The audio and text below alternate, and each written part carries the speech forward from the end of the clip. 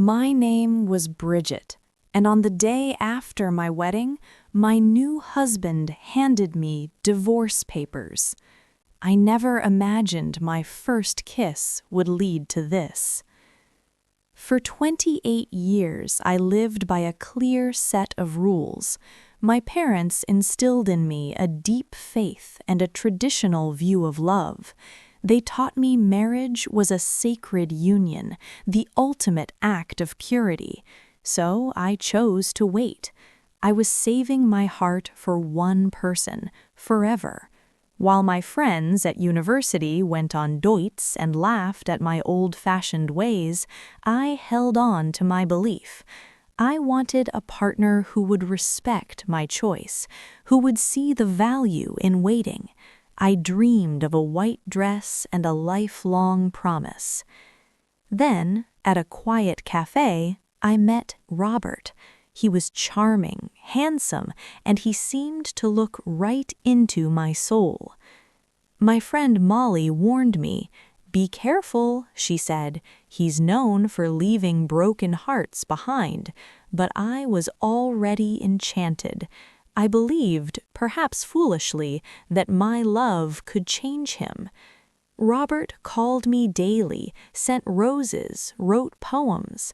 I started to think he was a gift, the answer to all my waiting. One evening, after a romantic dinner, he drove me home. Under the streetlight, he kissed me.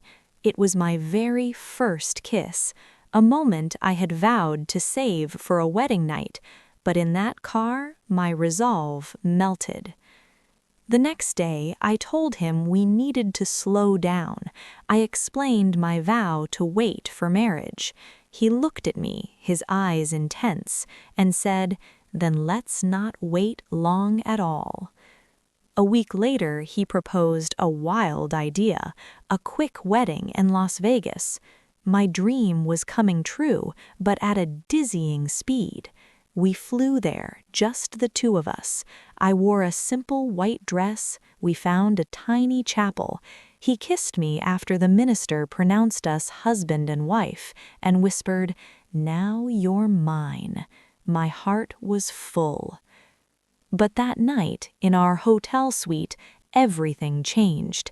He was distant, drinking heavily, taking private calls.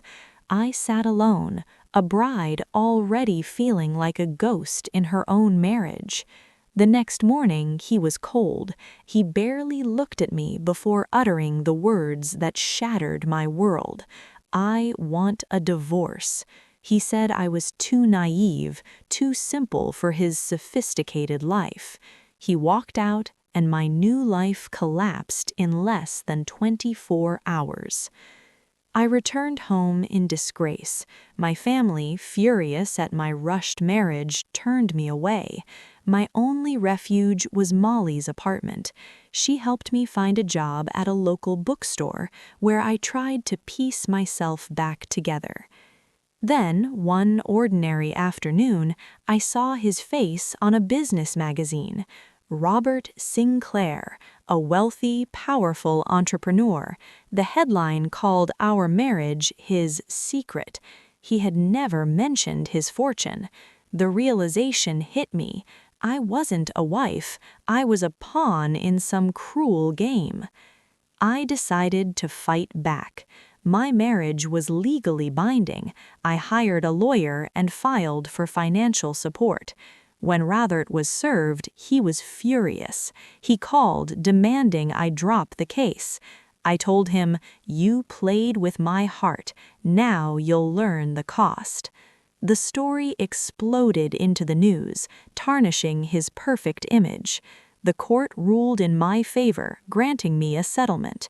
It wasn't about greed, it was about consequence.